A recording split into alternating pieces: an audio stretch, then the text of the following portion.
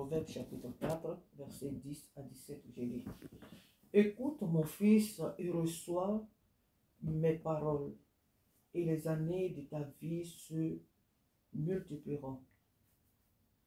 Je te montre la voie de la sagesse, je te conduis dans les sentiers de la droiture. Si tu marches, ton pas ne sera point gêné, et si tu cours, tu ne chancelleras point. Retiens l'instruction, ne t'en dessaisis pas, ne t'en dessaisis pas. Garde-la car elle est ta vie. N'entre pas dans le sentier des méchants et ne marche pas dans la voie des hommes mauvais. Évite-la, n'y passe point, détourne ton et passe outre. Car il ne dominerait pas s'il n'avait fait le mal. Le sommeil leur serait ravi s'il n'avait fait tomber personne, car c'est le pain de la méchanceté qu'ils mangent, c'est le vin de la violence qu'ils boivent. Amen. Ici, ce matin, le Seigneur nous parle de cœur à cœur. C'est le cœur du Père qui parle à ses enfants, aussi à son enfant. Dieu nous parle ce matin à cœur ouvert. Dans le livre de Proverbes chapitre 4, versets 10 à 17. Il dit, écoute mon fils et reçois mes paroles, et les années de ta vie se multiplieront. Écoutez Dieu, c'est ce que nous disions même hier ici, puisque hier vous avez lu aussi Proverbe. Il dit, écoute mon fils et reçois. Ça veut dire, ne te limite pas qu'à écouter, reçois, accepte, garde mes paroles et les années de ta vie se multiplieront. Ah, donc, en écoutant Dieu, en obéissant à la voix de Dieu, les années de nos vies se multiplient. Les jours, il dit bien, et les années de ta vie se multiplieront. Donc, ce qui veut dire que c'est vrai que Dieu nous a donné un temps de vie sur la terre, mais en obéissant à la voix de Dieu, en obéissant à la parole de Dieu, Dieu nous permet de vivre encore longtemps. Mais nous voyons ça depuis la création. Nous avons vu comment les hommes, petit à petit, ont régressé dans leur temps de vie. On connaît les années de vie de notre ancêtre Adam, qui a vécu 900 ans et quelques.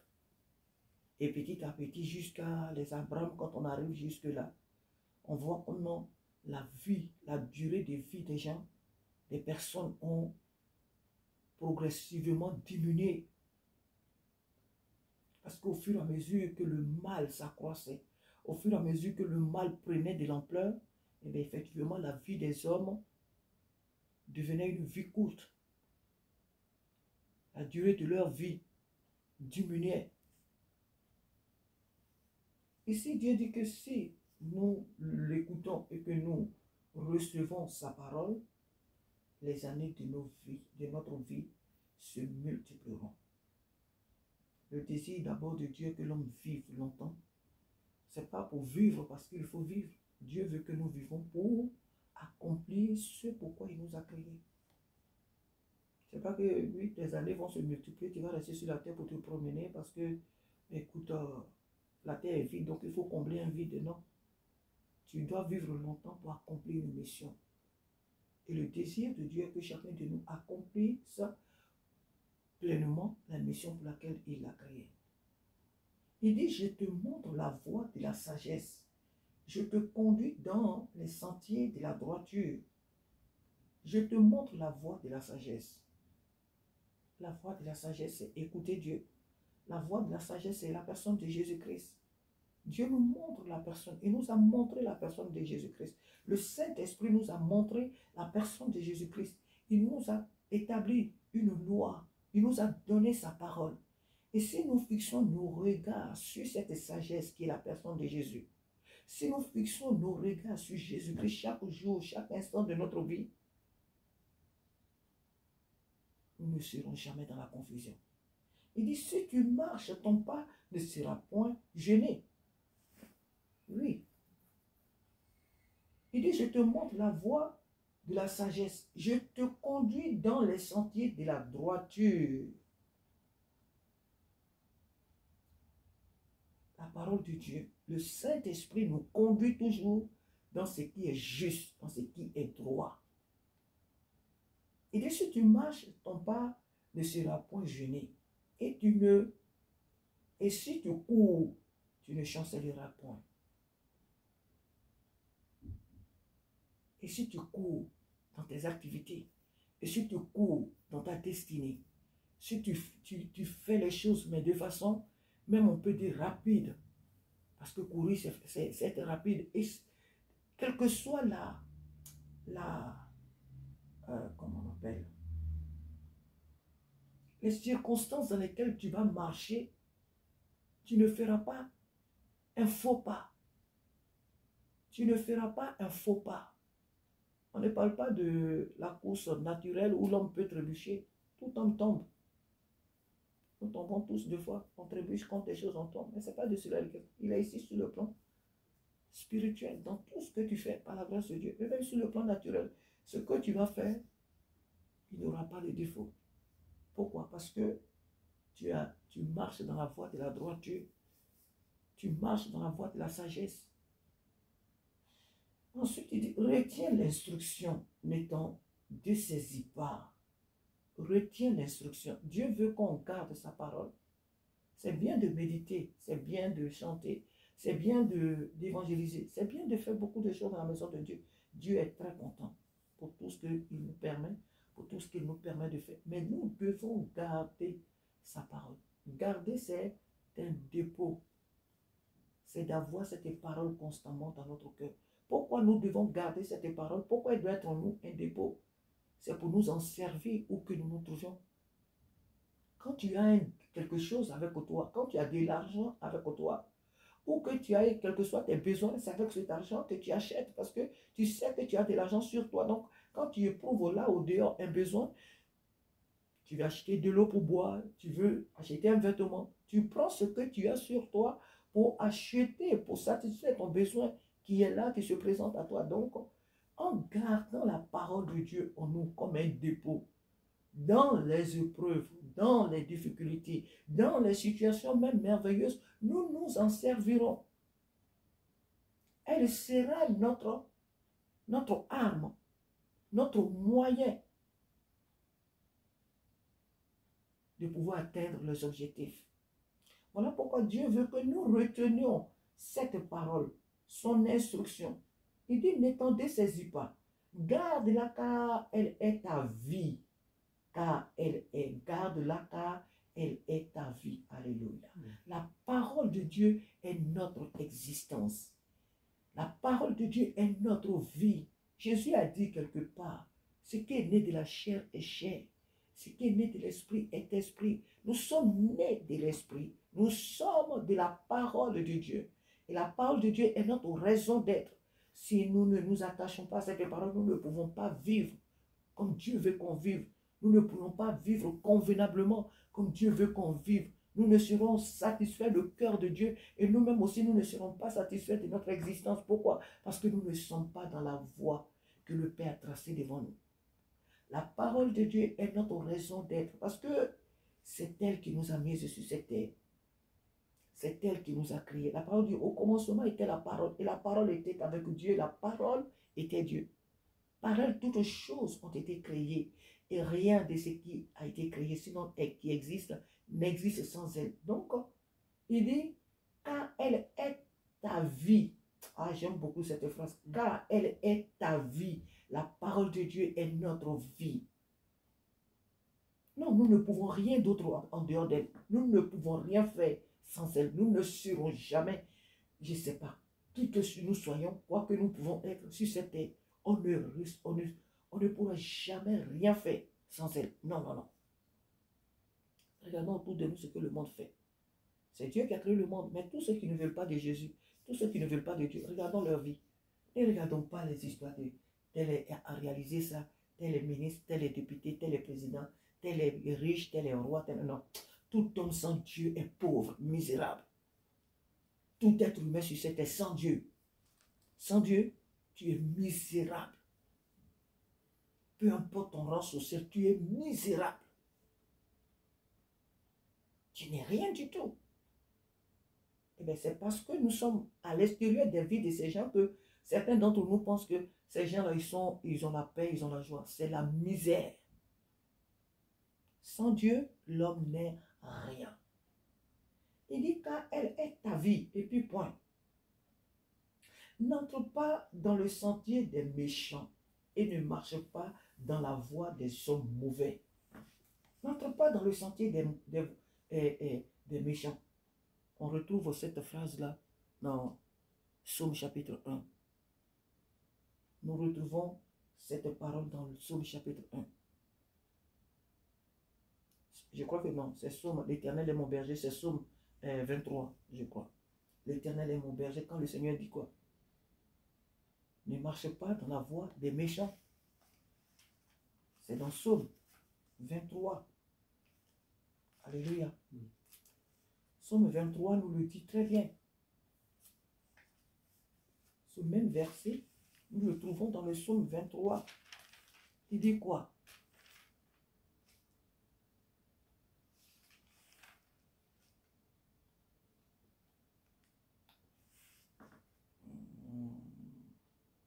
Je ne sais pas si c'est moi qui me trompe. Hein? C'est ça, non? C'est Psaume 1? Voilà, c'est Psaume chapitre 1. Je me suis trompé, j'ai confondu. C'est Psaume chapitre 1. Oui, effectivement. Il dit, heureux l'homme qui ne marche pas selon le conseil des méchants, qui ne s'arrête pas sur la voie des pécheurs, et qui ne s'assied pas en compagnie des moqueurs, mais qui trouve son plaisir dans la loi de l'Éternel et qui la médite jour et nuit. Il dit, n'entre pas dans le sentier des méchants et ne marche pas dans la voie des hommes mauvais. Dans la voie des hommes mauvais. C'est pas forcément ceux que les gens qui tuent, les gens qui vendent la drogue, les gens. Toute personne qui n'a pas accepté, toutes les personnes qui n'ont pas accepté Jésus comme leur Seigneur et Sauveur ne doivent pas être nos amis. On peut travailler ensemble, on peut aller à l'école ensemble, on peut être dans la même classe, on peut être dans le même service, on peut habiter dans le même bâtiment, on peut aller dans le même supermarché, ils peuvent vendre même des choses que nous pouvons acheter. Mais nous ne devons lier aucune amitié avec ces personnes. Parce que les mauvais, les personnes mauvaises, les personnes méchantes sont celles-là qui n'ont pas accepté Jésus comme leur Seigneur et Sauveur. Ils n'ont pas construit des hôpitaux, ils n'ont pas construit des écoles, ils n'ont pas fait des routes, ils n'ont pas construit des maisons, ils n'ont pas construit, sinon qu'elles n'ont pas construit, des orphelinats. Dieu dit qu'elles sont méchantes. Quiconque n'a pas accepté le sacrifice, le Fils unique de Dieu est un méchant ou est une personne méchante. Les méchants, c'est tous ceux qui n'ont pas accepté Jésus comme leur Seigneur et Sauveur. Les mauvaises personnes sont celles-là qui n'ont pas accepté le don de Dieu pour leur salut. Voici les vrais méchants. Voici les vraies méchantes personnes sur la terre. Évite-la, c'est-à-dire leur voie. Évite-la. N'y passe point. Détourne-t'en et passe outre. Il n'est pas bien qu'un chrétien s'associe ou s'allie à un inconverti, à un païen. Il va t'apporter quoi? Rien du tout. Il va te donner quoi comme conseil? Rien de bon. Dieu ne nous appelle pas à la gentillesse, mais à être bon. Donc, nous devons comprendre que toutes les personnes qui n'ont pas reçu Jésus-Christ ne sont pas nos amis. On doit prier pour elles. On doit aller vers elles pour leur apporter l'évangile. Mais en aucun cas, elles ne doivent être pour nous des amis. Non. Il n'y a pas de rapport entre la lumière et les ténèbres. Et celui qui veut jouer, ou celle qui veut jouer avec ces choses, eh bien, la personne joue avec son salut, elle joue avec son âme, elle met sa vie en danger. Car, pour finir, il dit, car il ne dominerait pas s'il n'avait fait le mal. Le sommeil leur serait ravi s'il n'avait fait tomber personne. Ah, donc ce qui veut dire aussi ce matin que il y a des personnes qui dominent sur nos nations parce qu'elles ont tué. Le mal amène aussi certaines personnes au trône. Le mal amène aussi certaines personnes au trône. Donc toute personne ne dominerait pas forcément par la main de Dieu. C'est ce que la Bible nous dit ici. Il dit, car il ne dominerait pas s'il n'avait fait le mal. Le sommeil leur serait ravi s'il n'avait fait tomber personne. Ah. Car c'est le pain de la méchanceté qu'ils mangent. C'est le vin de la violence qu'ils boivent. Voilà l'homme méchant. Voilà l'homme sans Dieu, que Dieu ne veut pas que nous copions, que Dieu ne veut pas que nous fréquentons, que Dieu ne veut pas que nous envions, que Dieu ne veut pas que nous convoitons. Dieu ne veut pas que nous ayons part à ces gens-là. Nous devons nous en éloigner. Si des gens n'ont pas accepté Jésus comme le Seigneur Sauveur, nous devons les aimer. C'est vrai.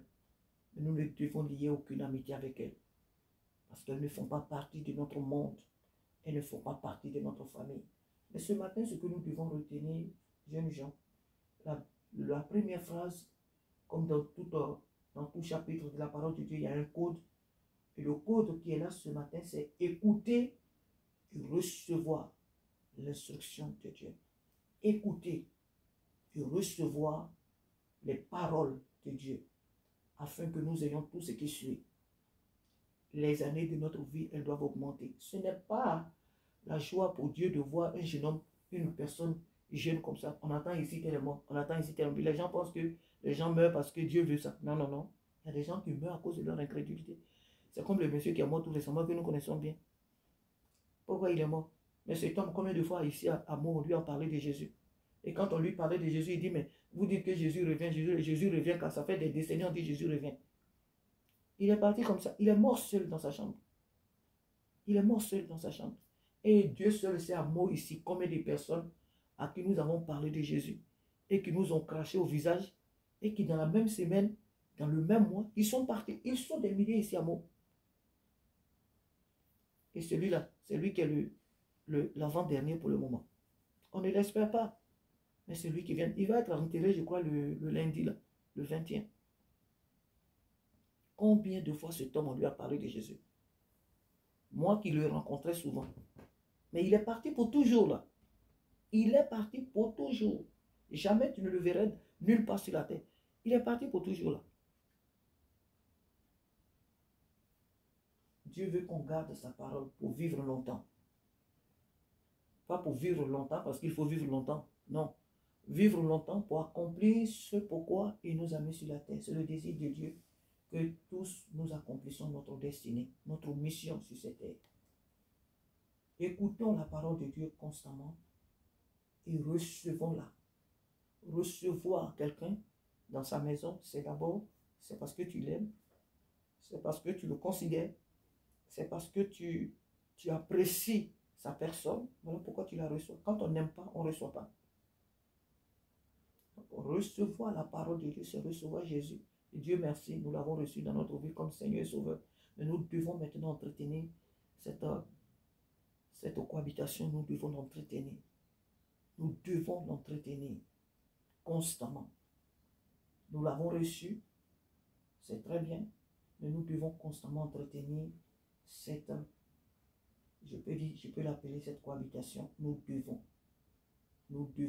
l'entretenir, entretenir cette amitié pour que les années de notre jour, sinon de nos années sur cette terre se multiplient et qu'on ne parte pas un jour En quittant ce monde, on va un jour dans la présence de Dieu, on est sauvé, Dieu merci. Mais que le Seigneur ne nous dise pas, tu vois mon fils, si tu m'avais vraiment écouté là, tu as vu les choses que tu allais faire, Dieu va te montrer ton futur. Tu as vu tout ce que tu allais faire, ma fille, tu vois tout ce que tu allais faire. Et puis tu vas dire, aïe, aïe, aïe, aïe, si j'avais écouté, j'allais faire des grands. Ah, donc c'est ça, j'étais. Non, non, non. C'est maintenant, Dieu veut que tu accomplisses tout pour que quand tu vas aller au ciel, tu sois toi-même, tu dises, j'ai combattu le bon combat, j'ai gardé la foi, j'ai combattu le bon combat, j'ai achevé la course. Désormais, la couronne de justice m'est réservée, comme Paul l'a dit. Et que tu ne dises pas, ah, si je savais. Non, il n'y a pas de si je savais. C'est maintenant qu'il faut faire pleinement ce à quoi le Seigneur nous a appelés. Mais cela passe par d'abord écouter, recevoir, garder l'instruction, obéir à la parole de Dieu, honorer Dieu et fuir. Le monde de jour en jour devient méchant, mauvais. Les choses ne s'améliorent pas.